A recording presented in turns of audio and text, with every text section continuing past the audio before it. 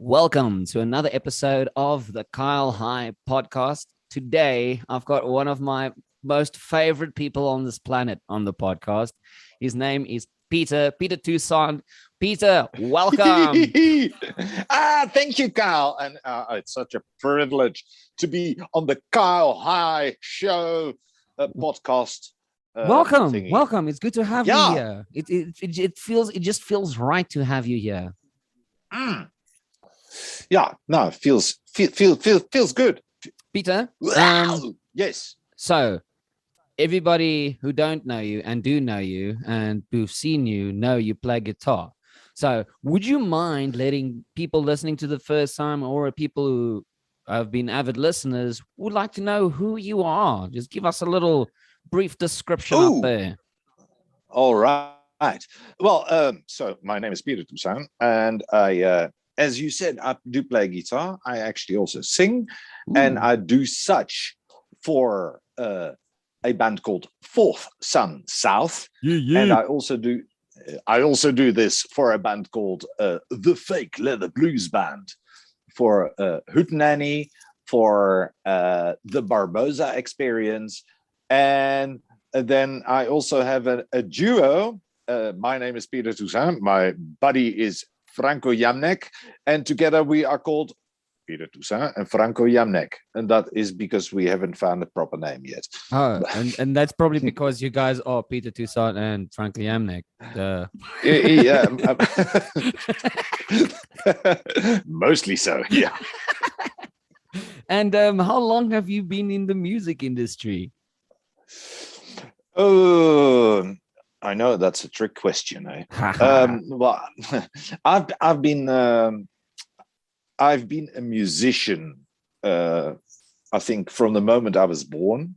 I was only allowed to start playing guitar when I was 8, and that's allowed. Caused yes, because I wanted to play guitar. I knew that's what I want, but my parents said no. You must wait until you're 8. Why? Why 8? Shit, I have no idea. Is that like the age of that is the age of becoming a musician. Okay. Something like that. And from the age of what is it? 14, 15. 14 or 15, I started playing in bands. Okay. And and that has never stopped. What was your first guitar?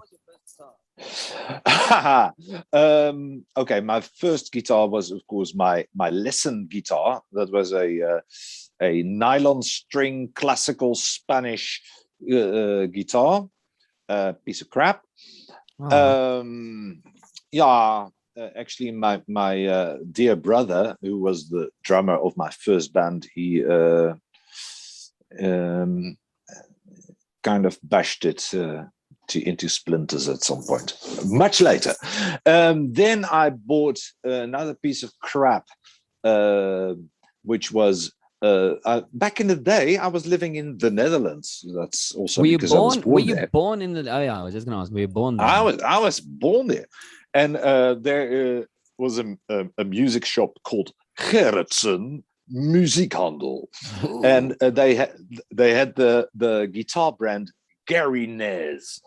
It's like Ibanez. I think that was yeah. I think they just had bought in guitars from some Korean, Japanese, whatever, and then put their own sticker on it. And probably they were probably next to all of the blenders. Yeah. And I think when I was 14, I bought myself, after saving up and delivering newspapers, I bought myself a Fender Stratocaster. Ooh, do you still have it? Mm-hmm. Yep. Oh. Yep. The only guitar I've ever sold was that Gary Nez guitar. And we all probably know good. Why. I was still sore about it. So later I decided I will never sell guitar. I've given away a couple of guitars in my life, but I haven't sold any guitar. Have you never been Because in that phase like most musicians go through that phase where they just like hoard all kinds of weird gear and then they sell it again? No, well, half of it. I hoard all kinds of weird gear. Okay. And you just keep I it. don't. I keep it. I keep it, or I give it away. That's okay. So that's fine. how did your journey from the Netherlands happen all the way to South Africa? How did that transition happen? Okay, there's a classical story. Ooh. He was a boy. She was a girl. They Yes. met online. Can I make it any more obvious? Yeah. and and then I came to South Africa, and yeah, then I liked it here, and then I stayed here, and even when that girl was not my girl anymore, but happily enough, I met another girl, and that is she has become my wife, and so yeah, the happiness all over. No way. So you moved all the way from Netherlands for a girl that you met online. Yeah. Wow. That is ridiculously cool, man. Yeah, no, And you're like, fuck it, I'm here. You know, I'm gonna make the most of the situation I'm in right now. No. She first came for a holiday to the Netherlands, and I took her to France because I had. I'm gonna show you La France. Oh la la! And Baguette croissant. it was very nice. And then after that, I came to South Africa also for a holiday. And after that, fuck it, I'll go there. Do you still go to the Netherlands? Do you still go to the Netherlands to visit? Well, it's been a couple of years, but yes, I can't wait to go back. I'm actually planning to go back for a visit as soon as I've got some bucks for it. All of your folks still there? My brothers and sister are still there. Both my folks. I'm an orphan. Oh. Both my folks have. Okay. My mother, she passed last year. Oh, I'm sorry to hear, man. So, yeah, no. It was one of those things. And ever since you've been here in South Africa, you've just eat, sleep, music. That's your thing. That's your vibe. That is your life. Not at first. Okay. Not at first. Because as good parents, my parents told me, yeah, no, it's all nice and well that you want to do that music thing. However, you must have a job first. Oh dear. And therefore you must study first and go to university and things like that. Oh. So I did that, and I ended up eventually in IT. And so when I came to South Africa, I was an IT manager at UNISA. No way. Yeah. What? So you went from university and you got a job out of university. Yeah, kind of. Okay. But at some point I was really okay. UNISA is a wonderful institution, except for one thing. It's the thing that we don't talk about. It's politics. Internal politics. They're kind of horrible. And at that time, I was also playing like 3-4 gigs a week. So on a very beautiful day, I said, you know what? Bye. Screw you. Yeah, you can stick that job there where the sun doesn't shine. And so as of next month, I am not coming back here. And they said, really? I said, really? And to make sure, I sent an email to the whole board of directors. And just to get your point clearly across. I did, And then I didn't have to come back for the rest of the month either. So Awesome. that was fantastic. Oh man. Yeah. Well, I think if anyone can learn anything, if remember when you when you quit, please put it in writing so you can just make it clear and there's no animosity that comes with it. Exactly. Now, I found out, hey, I am maybe not so born for that world.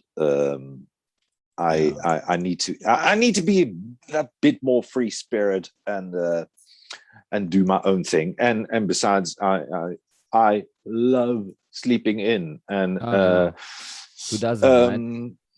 yeah, well, the thing is, in the Netherlands, they have the classic work times from 9 to 5.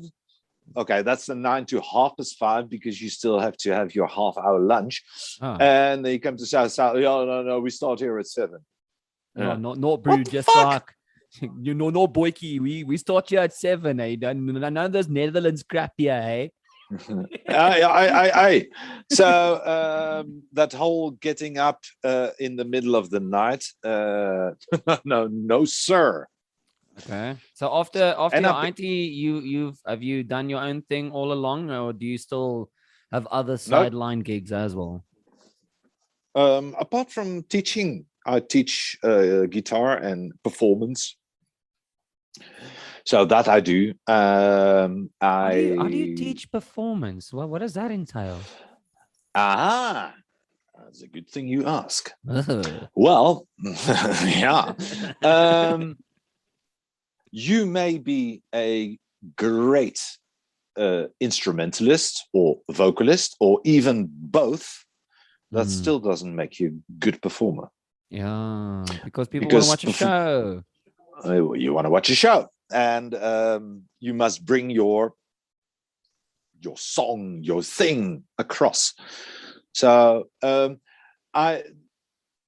it's basically the whole thing of the instrument, the vocals, and microphone technique, things like that. Your attitude, your radiance, your positivity, your energy, all those things. So do you basically teach someone to take their product and to actually take it from making it a very good song and actually trying to portray that song in a physical performance? I mean, that is actually a phenomenal thing to teach. Yeah, no, I love it. So no, it's true. So so if I may ask, how do you take someone, let's say you've got someone, they have a song, how do you actually analyze this whole person as an individual and the music, and how do you teach someone to actually portray that out in the world? Is there a formulary for you to, or like a basic template for you to start off, or is each an individual case like a, handle with care type thing? Yeah. It is something that has grown with me. So I've got a bunch of students, and most of them, they come to me for, can you teach me how to play guitar? Yes, I can. And at some point I had a student, and no, because he also wanted to sing.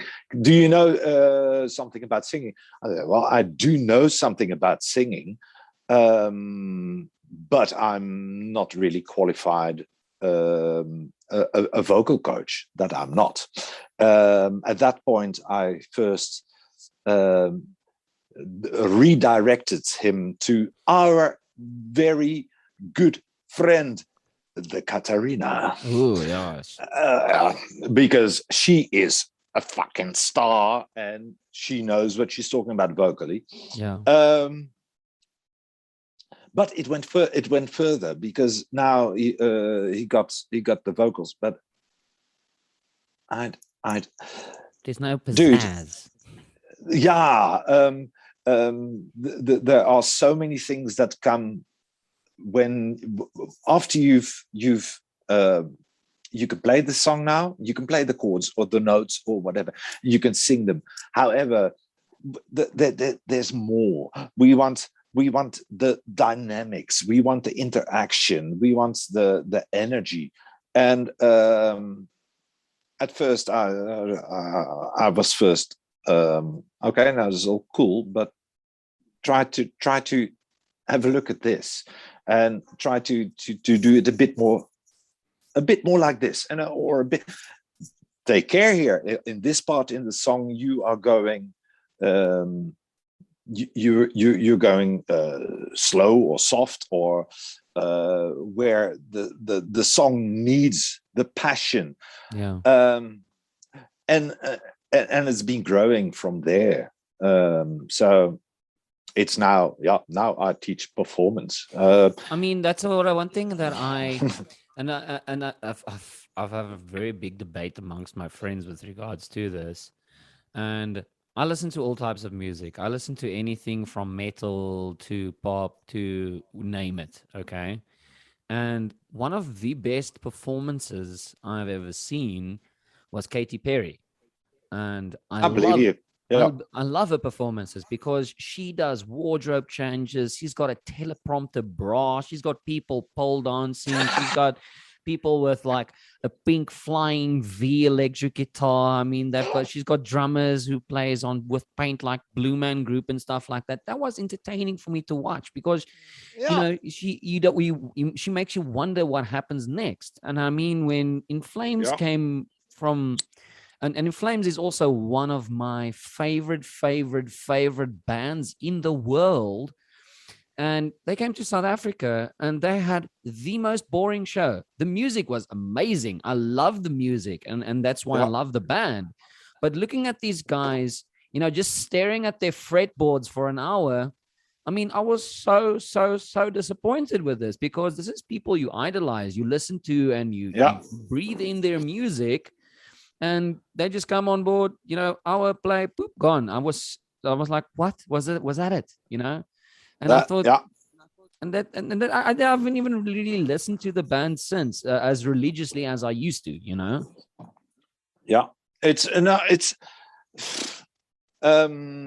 okay. I'm just sucking this a bit out of my big thumb here, but I believe this started in the 70s, although of course there were energetic performances of bands and acts before, but or in the 60s, and you got several bands that really are fantastic to watch. And then you had for example, one band, they were fantastic, but it is these people, they had the really stage attraction of a pot plant.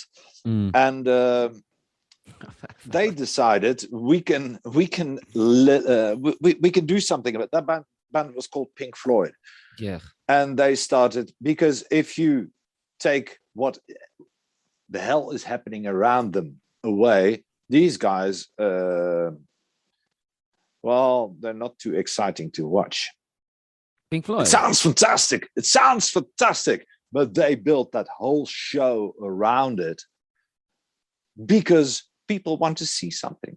You not only come to listen to the music, you want to see something. Yeah. And I guess if you know what you're watching, there are certain audiences for it. There's also a genre called shoegazing, where the guys literally look like they are just literally gazing at their shoes the whole entire time.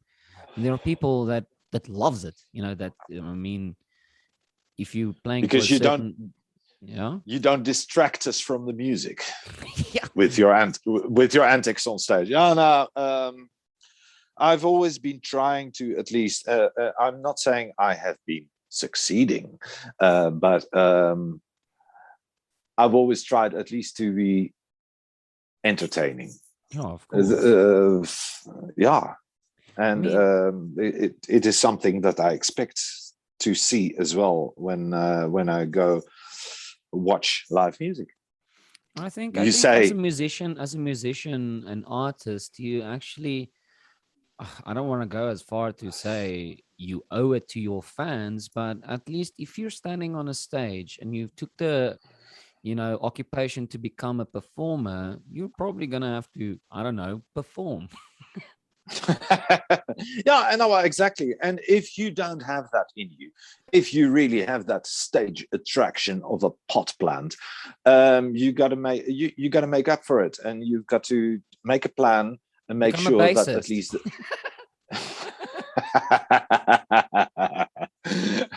I know one.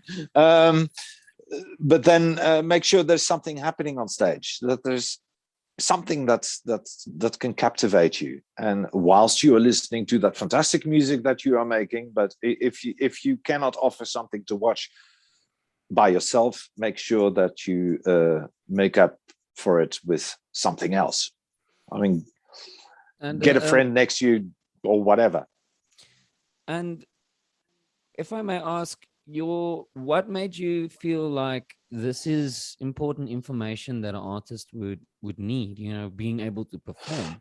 I mean, what sparked that thought for you to be able to think, you know what, this is something that people would like to know. This is something that I would be able to teach, because this is literally the first time, in my personal opinion, I don't know if this is an actual average thing, that people actually take the time to teach someone to perform. Because becoming a musician is one thing, but I think that is one thing that a lot of people overlook, and they give up guitar because you've seen a lot of people at open mic as well. This guy, he's got his guitar, he can play the chords, he's scared, he doesn't know what to expect, and then he stands for the first time in front of that crowd and he plays something. And a lot of those guys put down the guitar because they have built anxiety from it. So I think what you are teaching the world out there is very valuable. Oh, I hope so. No, it's where do you get it? I think from a hard experience as when I started. There's also, hey guys, it's all nice and well, but you guys look like shit. Oh, what then? Well, you are allowed to move. Look, this is a video. It's not a photo. But nothing is moving. And we all know that that artists love critique. Yeah, but it also depends who it comes from. A critique from your mother, don't listen to it because she loves you. Critique from a fellow musician who sees you as competition instead of a colleague, don't listen to them because they will be negative. Someone who will try to build you up, they can give you good critique and valid. I don't know. Everyone has got an opinion, but I've learned if you're a musician and you get a disgusted face from another musician, that's a good thing. Yeah, that's true. That's true. Yeah. Yeah. Oh, fucker. Like, okay, I'm doing something good. But okay, so Peter, what would you say in your day-to-day life as a musician and a performer? What are mental habits, little routines that you have in your day-to-day life that you transpose in your private life when you're not on stage? Ah. Um, as little as possible. No, man. But what I'm trying to get at is, some days, I mean, performing in front of the people, I mean, you can't always be happy. You can't always be 100%, but the show must go on. Do you take some of those type of routines, some of that mindset that you've developed as a musician, those experience points that you gathered throughout the years? I mean, what do you use in your day-to-day life? I've got no idea. I think I am an eternal optimist. to start with, and it's more that I try to take that with on stage, because I am personally not the most social person. Okay. I'm kind of an introvert, and so being on stage is a role that I take on, because now you're on stage and you are you're performing. But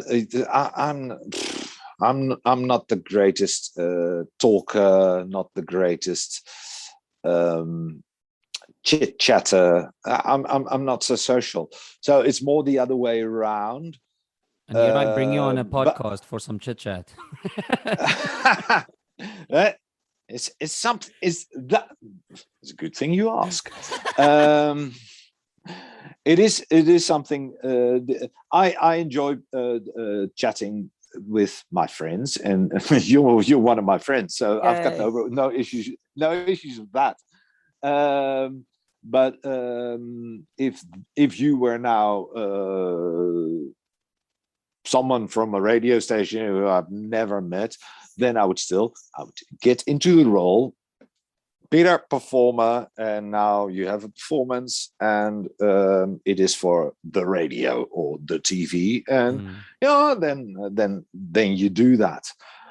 But I don't have to do that at home. Yeah. What would you say? The other side is, yes, I am an eternal optimist and positive. So that I take with on stage. Have you had situations where you didn't play a show because of how you're feeling? I'm not talking about sick. I'm talking about emotionally. No, I don't think I don't think I've ever cancelled a show because I was not feeling it.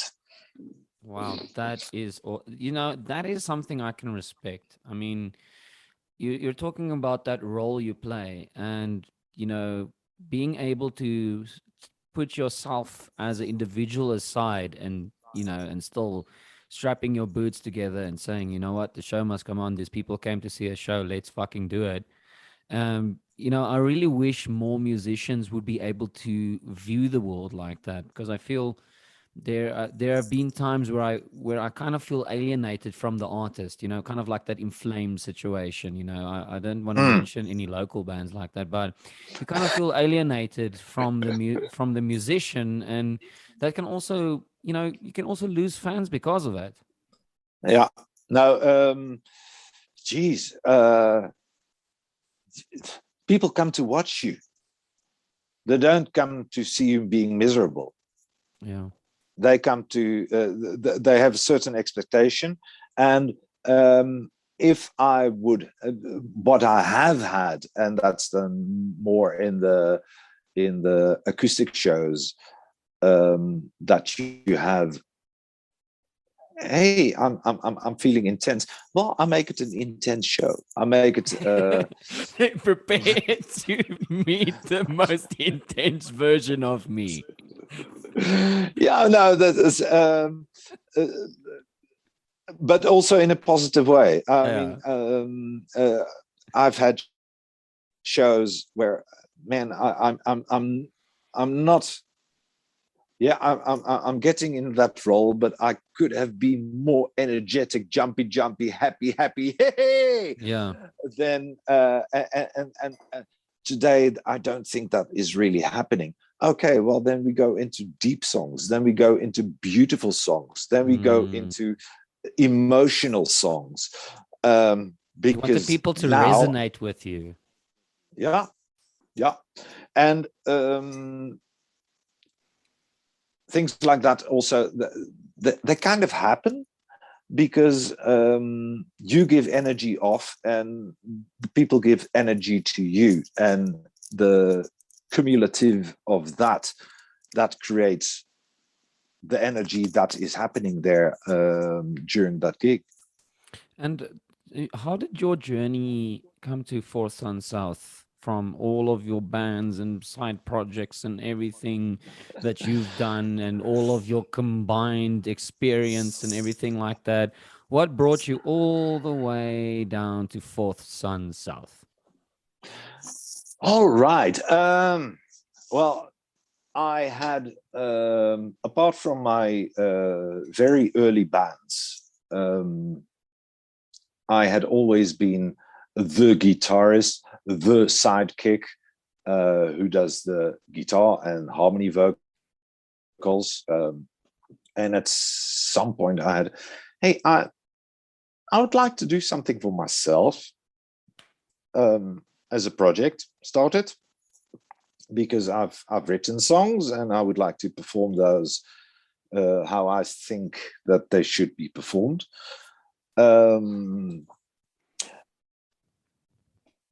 Okay, this comes also after I had started a solo career, Yeah, if you may, if you may call that. if I may.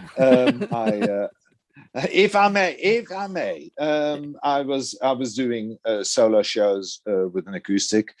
I later found out that solo is that is maar alleen. So I usually have my brother Franco with me on the bass guitar, which also makes that I can play a guitar solo every now and again. Yes. And let him do the kakpraat, because he's very good at it. And so you've got you've got your extroverted buddy to be able to help you with at the places where you don't feel you want to. Exactly. But so now I started a band with again brother Franco on the bass, and I've gone through a couple of drummers, and at some point the drummer became Mr. Karel Viljoen, and then we played, and I got the critique, dude, you must have an extra instrument on stage because it sounds a bit empty. From and who did this critique come from? I'm not divulging this information. It didn't come from you. It did not come from you. No. No, and then I got Mr. Dale McCarty, Okay, on guitar, and last year in March, that was I think a month and a half before the first EP was to be released. It was also, oh bloody hell, must have a name. Yeah, how did you And guys then get I came, on the name? How did that come to light? okay, is very I will tell you only once. Okay. I have got 3 elder brothers. Ooh. I come from the Netherlands. Oh. I am the fourth son, and I went south, and it's been going south ever since. It's a lot more, I've been trying to dissect this name for ages, and it's a lot more simple than where I have gone. No. Yeah, no, this is not as deep as one would think. But yeah, so first EP was released in April. Man, just when the whole world was locked down, and so that EP, like a firecracker in the snow, a little sizzle and that was it. And then I got all my positive energy after a while back, and I started recording songs, writing songs, recording more songs, and that became the album The Sounds Around Your Head. And that one has been doing very well. And you've got a song called Positive as well, ironically. Exactly. Yes. We've had 3 singles, and all 3 singles have charted. And no, that has been going very well. this year I've been writing again, and we've been going to the. Or I've got my home studio here, but I cannot record drums.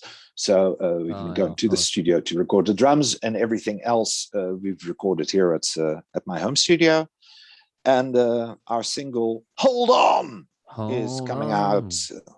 Is being released this Friday, the 9th of July. When is this podcast coming out? We don't know.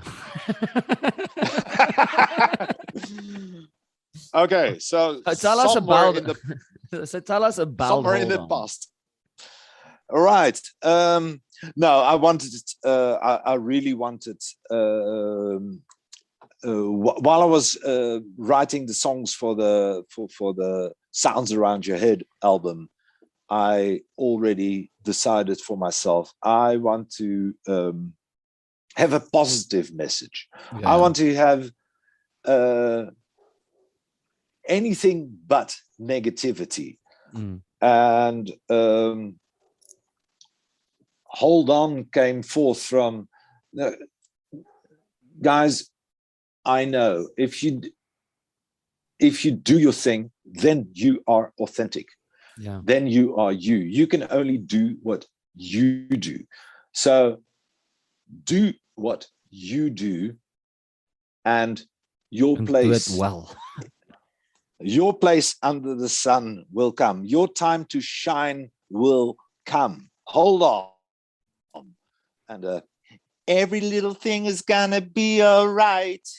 And what would you say is your main inspiration when writing these songs? Shoo. I have no idea. I mean, Okay. Of course, you dig into yourself, your own experiences and your own feelings. But then I also start fantasizing about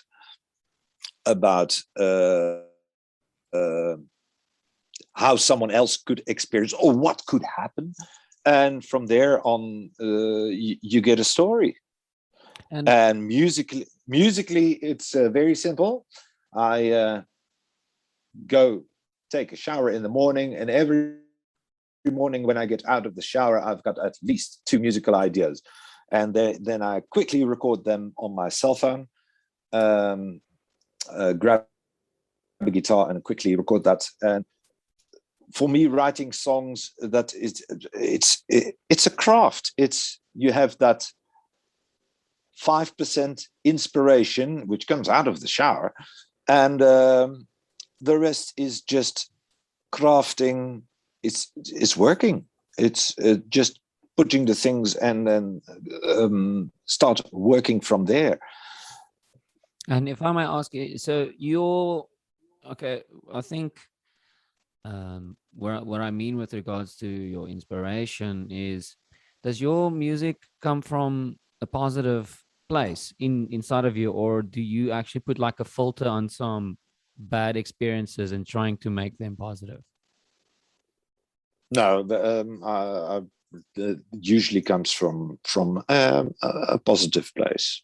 Okay. Yeah. Because what I've experienced from your music, and every single time I listen to the Sounds Around My Head, it is such an appropriately named album, because I would take everything around me. Like I imagine listening to this album, like sitting outside with like birds, singing, and you listen to the wind and you look at the sky and clouds and everything. I imagine positive things. I imagine being at peace with myself. And that is what I take from the album. And that's why I say it's so appropriately named, because every single song that comes with it, like, oh, positivity is next, and it is such a cool album to listen to, and it's quite the adventure. And I just want to say, you guys have done really well with not only the music, but naming everything that comes with it as well.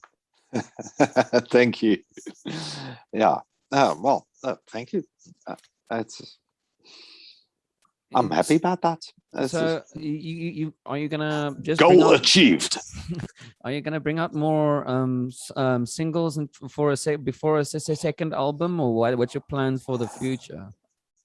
I do have a couple of songs, and some are worked out to be really songs, and some are in a more underdeveloped stage. I first wanted to bring out this single because it is time. My my plan is to have later this year, by the end of the year, either an EP or a full album. It depends a bit how many songs are going to cut the grade and be good enough to make it to be released. What do you do with your problem Because children? well, they stay in the corner, and Never get seen I again. I revisit them every now and again. I see, is there any salvation? Does CPR do anything to those? Maybe I can. Yeah, no, not today. Okay. But I have resuscitated songs before that were kind of born dead, and That was born dead. Shame.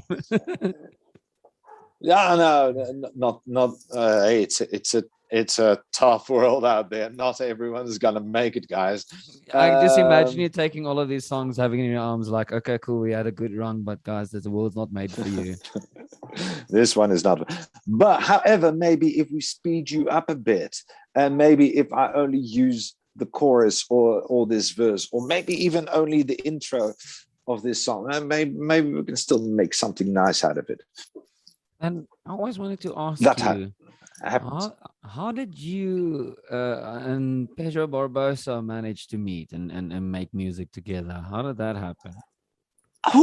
Ooh. Okay.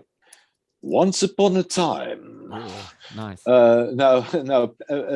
Beds and I met yonks ago because, hey, the industry is a small place. And I think it was at the old Cafe Barcelona, where there was one of these marathon things with 500 different acts. That But the one that was there on the Rigel way. Yeah, that one. Okay. And either one of us was playing, and we had, come, let's do something together. And we played a couple of songs together, and that was actually very nice. So there we decided we're gonna give this a follow-up, and we started playing gigs together, and then the Barbosa experience was born.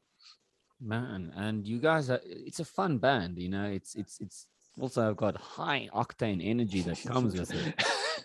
Yeah. Party is necessary, and it shall be done. Do you play other instruments apart from guitar, or is that your only life? I do play a bit of bass, and Nice. I use the bass mainly for writing songs. But yeah, actually all the bass on the sounds around your head were played by me. Oh. And I can play a bit of keyboard, especially whilst I'm recording, so I can play one note at a time. Nice, me too. That's all I need, you know. I need That's, I have a melody, and I want to play it on a keyboard, whatever, piano or synthesizer or whatever. Like you I know what stem melody. Hier is die skyfie, wat is die wysie? Boop.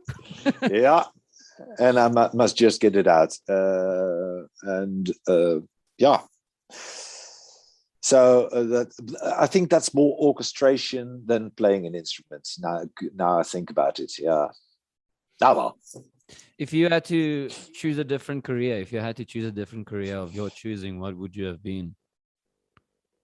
I've been so many things already.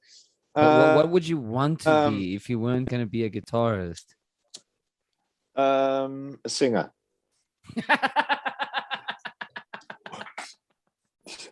Any other instruments? Okay. Let a, me elaborate. a musician. Oh, not a musician. So if you were not, if music wasn't your life, what would you have been? You know, Dead. or like a luthier. No, no. Geez, my original profession was marine engineer or naval engineer. What? I That's what I studied at university, and so that is the engineer on a ship. What? So I've sailed around the world on a ship, but then I decided I can't play gigs here. It sucks. The audience is limited.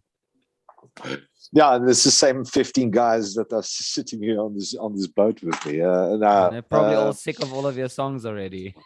Exactly. So that was not for me. I've done a bit of marketing. That was definitely with my personality. No, that was not for me. And then I studied IT, which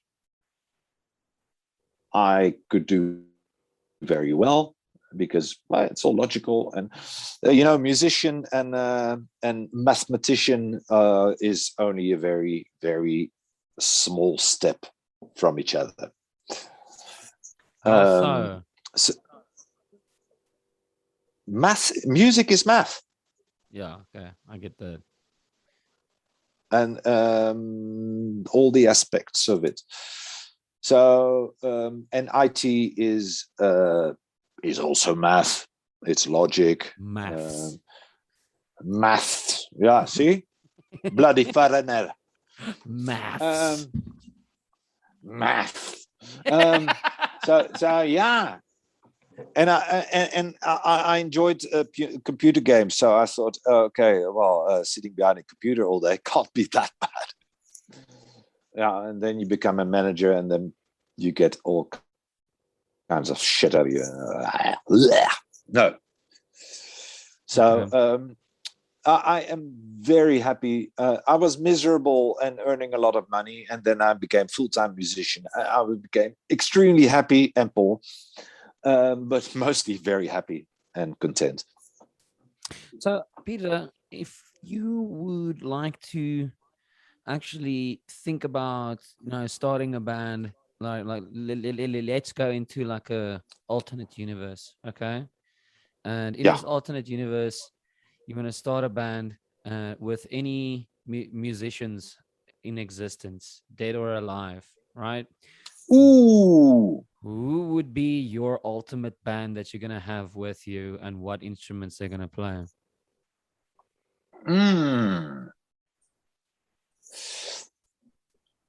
Okay. Yeah. So other than Franco Janek, Carl Viljoen, and Del McCarty. Yeah, other than that, like I said, it's it's an alternate universe. It's an alternate universe. Yeah. I think, and this might probably change the next time you ask me this. Okay. I would have, because the same as people, who's your favorite guitarist? I don't have one. I've got like 20, and they vary. You should just say I am. Like I am my own favorite guitarist. Nah. There's a lot of people I really admire. I would have Anne. Bloody hell, what's her last name? Okay, let me start somewhere else. Okay, let's start somewhere else. Maybe the rest will come to you. Yes, you never know. I would have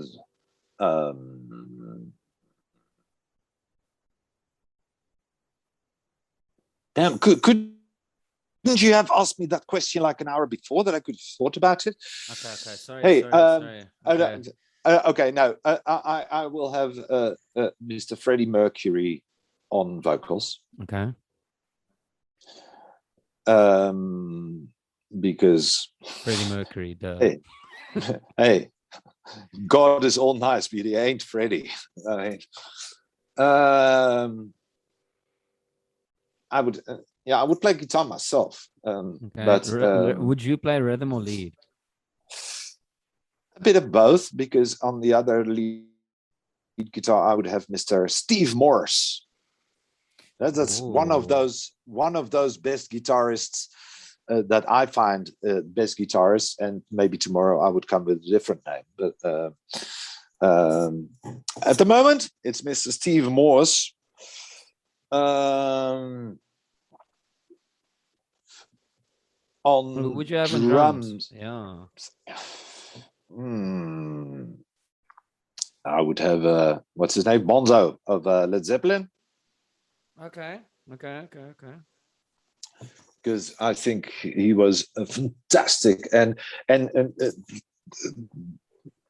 believe me, I admire also many drummers. Also, actually, in South Africa, there's many fantastic drummers.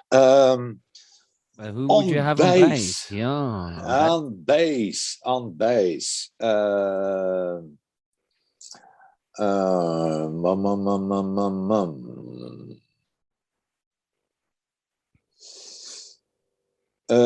John Entwistle of the Who. Oh, yeah. Now we're talking. That guy is probably one of my Eish. favorite melodic bassists out there.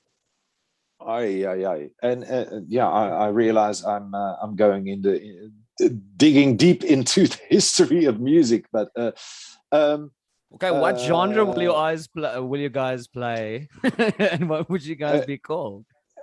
well, it will most probably. The vocalist. I've got her name, Ann Wilson So you've of got Freddie. Heart. So you got Ann Wilson, Freddie Oh, Mercury, and but yeah, and Ann Wilson and Freddie Mercury, because she is, I think, the most iconic, or one of the most iconic female vocalists in rock of all time. And yeah, it would be some kind of rock music, because I mean that's where my heart beats the loudest. I think you guys should start a funk band with the people you've got there. No. I didn't say Flea on bass. Yeah, I know, Also, but fantastic bass player. okay. No, that will be rock. Um, Are you yeah, names I've been already always I've sucked at names, so I will let somebody else.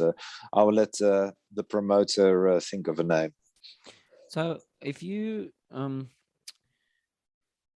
have to, think of one of the songs, I know this might be hard for you to actually think. For most people, the question is really hard, but do you have a song which you will always carry in your heart?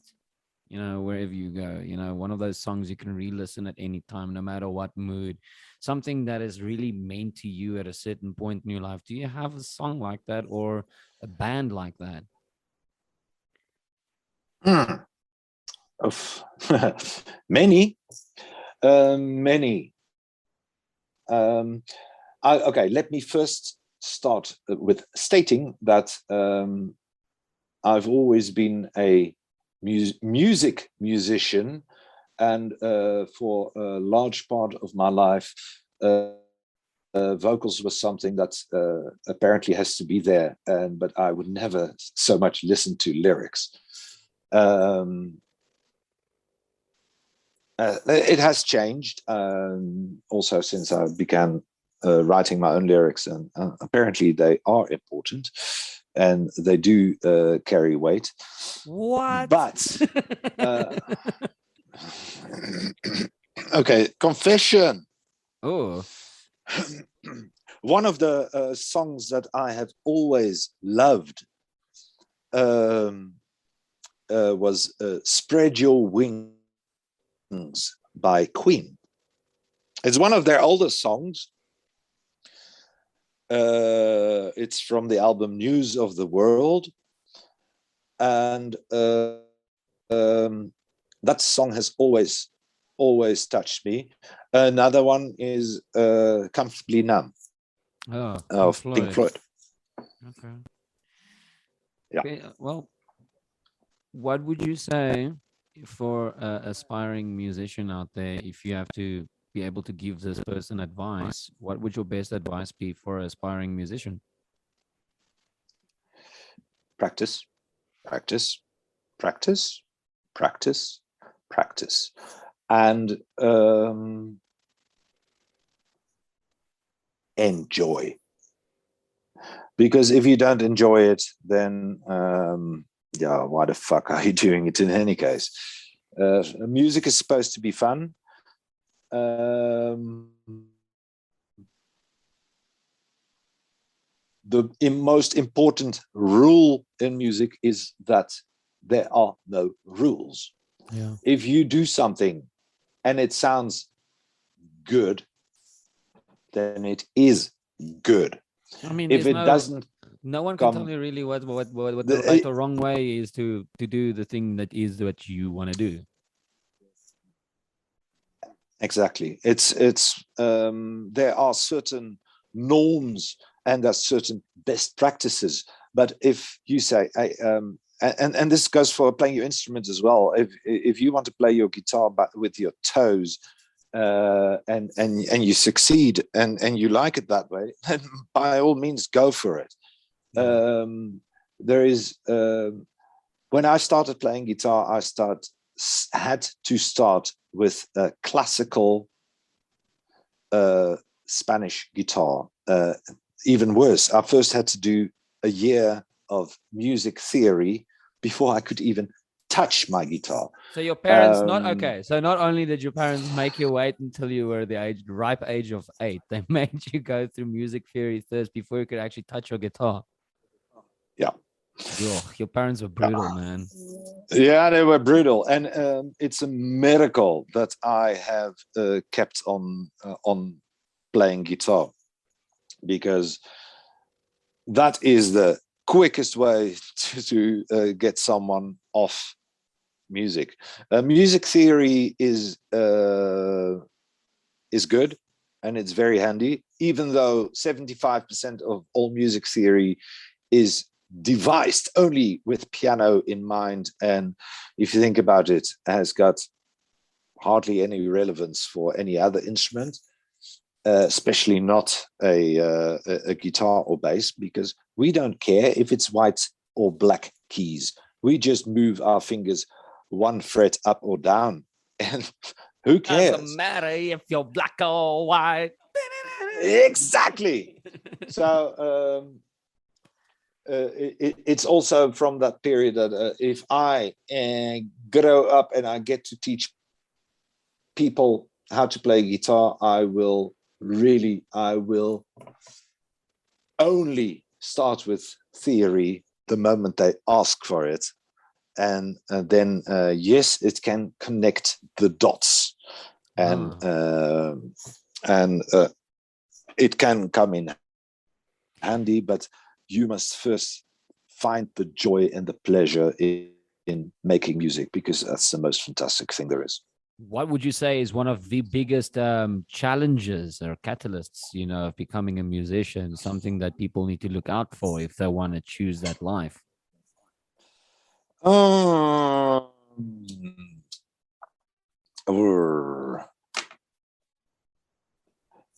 it basically comes to stay with who you are, and don't fall into the trap of the platitudes of this is what a musician should be or would be or whatever. Because I've seen people and it's got something to do with ego, I guess, because most musicians tend to have an over or get an overinflated ego and feeling of self-importance, and that's not what it's about. It's about doing something that is fun and nice, and making that for the people who would like to listen to it. Peter, if Yeah. if you could, you know, take your life as it is right now and your musical journey that's brought you to this point where you are right now, what is probably the most favorite memory you would have as a musician? Something that will, always be there as that day that reminded you, this is why I'm doing this. Do you have a memory on stage that just, solidified you, making everything just right in the world? I think that I have those memories of just about every other gig. Um, Actually, more than that, more than almost every gig where you had the feeling, yes, this is so fantastic. And of course, you've got those gigs that are huge, and they will probably stay with you longer than the small intimate gigs. But it's mostly when you have the feeling that with your fellow musicians that everything falls in its right place. And actually, I have that most of the gigs, and yeah, That is phenomenal to hear, that, man. That is actually very beautiful to hear. it's yeah. I can't explain it. I mean, if you watch a gig, you will often see that when the guys that they high five, hug each other, that feeling, because what we've done now uh, was something very special, and I don't think we will ever do it like this again. But this was fantastic. That feeling is, for me, that's the greatest. I mean, I just want to let everybody know, and this is probably why I ask you to be part of this podcast as well. I mean, you're one of the few people that I've seen on a stage who always gives it their 110%, who always, puts their whole entire mind, body, and soul into that exact moment. You can see all of your passion, you can feel all of your, emotions, resonating through those strings. And it's absolutely a phenomenal thing to watch, dude, because like you said in the very beginning of this podcast, you always knew you wanted to be a guitarist, and you can see that just staring at you on stage. It is by far one of the coolest things someone can see, man, and I just want to give you props for that. Thank you. Yeah, that I must say, I've heard people reference to that, and I've never been aware of it. Still not, But I because think I think it's because I sorry. can't experience it. I can't experience. I only feel this is the best thing to do ever. But if that resonates with people watching, then yeah, that only makes me happy.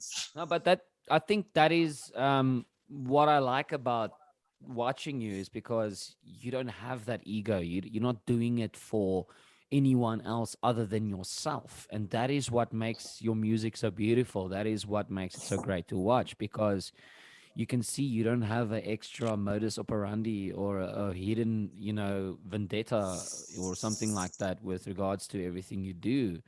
Your music is pure, your soul is pure, and that you can see and hear.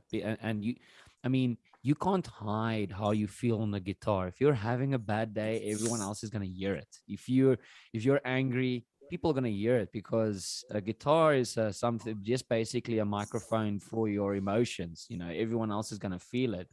And if there's something you can't Okay. hide on a guitar, I think it's emotions. And I think that is what makes your music so amazing. So I think the rest of the world needs to actually listen out for Hold On. It's a phenomenal track, and it's really something, to take home with. And I think everyone else will actually love this track, and I look forward to sharing it with the world as well. Fantastic. I'm glad. Actually, I must write it down. Guitar is actually a microphone of the soul. Yeah. Don't be surprised if that somewhere in the future comes back in lyrics. Well, be I'll sure I'll to give have I'll like a give I'll give you credit.